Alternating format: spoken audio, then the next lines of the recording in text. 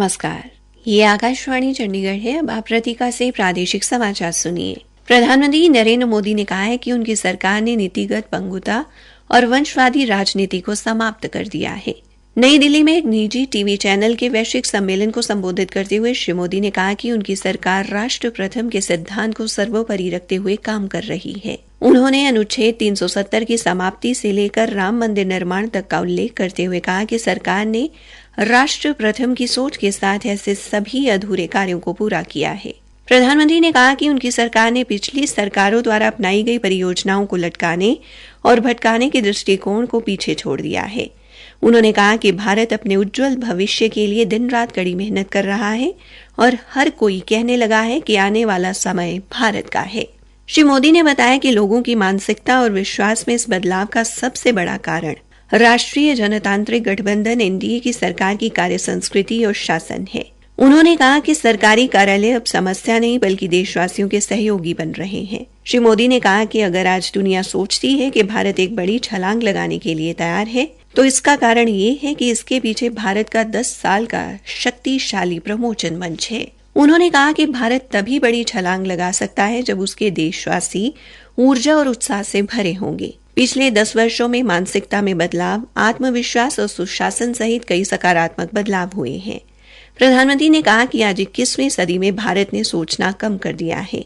उन्होंने इस बात पर जोर दिया कि भारत आज जो करता है वो सबसे बड़ा और सर्वोत्तम होता है। राष्ट्रपति, उपराष्ट्रपति और प्रधानमंत्री ने जाने माने गजल गायक पंकज उधास के निधन पर गहरा दुख व्यक्त किया है। राष्ट्रपति द्रौपदी मुर्मू ने कहा कि पद्मश्री और अन्य पुरस्कारों से सम्मानित पंकज उधास ने सुगम संगीत को लोकप्रिय बनाने में महत्वपूर्ण योगदान दिया। राष्ट्रपति ने उनके परिजनों और प्रशंसकों के प्रति संवेदना व्यक्त की। उपराष्ट्रपति जगदीप धनखड़ ने कहा कि संगीत की दुनिया में पंकज उधास का अत्यंत महत्वपूर्ण योगदान हमेशा याद किया जाएगा। श्री धनखड़ ने उनके परिजनों और प्रशंसकों के प्रति अपनी गहरी संवेदना व्यक्त की। प्रधानमंत्री नरेंद्र मोदी ने अपने संदेश में कहा कि पंकज उधास के गायन में भावनाओं की व्यापकता थी और उनकी गजलें सीधे आत्मा को छूती हैं। श्री मोदी ने कहा कि वे भारतीय संगीत की ऐसी प्रमुख हस्ती थी जिनका मधुर संगीत पीढ़ियों तक सुना जाएगा। प्रधानमंत्री ने कहा कि पंकज उधास के जाने से संगीत की दुनिया में जो रिक्तता पैदा हुई है उसे कभी नहीं भरा जा सकता। उल्लेखनीय है कि पंकज उधास का लंबी बीमारी के बाद कल मुंबई में निधन हो गया। वे 73 वर्ष के थे।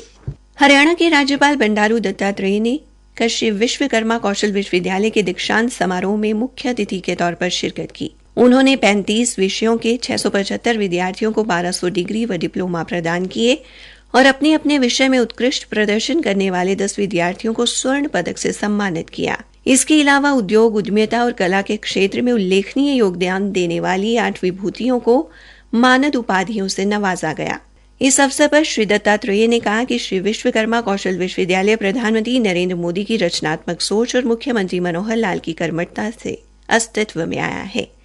1000 करोड़ रुपए से भी ज्यादा की इस परियोजना का लक्ष्य विद्यार्थियों को कौशल के साथ रोजगार से जोड़ना है। राज्यपाल ने कहा कि विश्वविद्यालय ने देश के 116 औद्योगिक भागीदारों को विश्वविद्यालय के साथ समन्वित करके एक नया मॉडल विकसित किया है, जो पूरे देश के लिए एक उदाहरण भी है और प्रेरणा भी। उन्होंने श्री विश्वकर्मा कौशल विश्वविद्यालय के नवाचार कौशल विद्यालय की भी सराहना की, जिसमें विद्यार्थियों को 9वीं कक्षा से कृत्रिम मेधा, सूचना प्रौद्योगिकी और ब्लॉकचेन जैसे विषय पढ़ाए जा रहे हैं। केंद्रीय ऊर्जा एवं भारी उद्योग राज्य मंत्री कृष्णपाल गुर्जर ने आज पलवल के गांव मित्रोल, औरंगाबाद व गांव मुनकटी से होकर गुजर रहे राष्ट्रीय राजमार्ग पर बनने वाली फ्लाईओवर का शिलान्यास किया।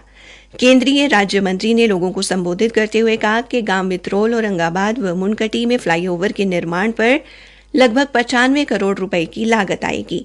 उन्होंने कहा कि राष्ट्रीय राजमार्ग पर स्थित इन गांवों में तलमार्ग न होने के चलते राजमार्ग पर दुर्घटनाओं की आशंका बनी रहती थी, लेकिन अब इन तलमार्गों के निर्माण के बाद इन गांवों के ही नहीं अपितु आसपास के काफी गांवों में भी लोगों को राहत मिलेगी। इसी के साथ ये समाचार बुलेटिन समाप्त हुआ।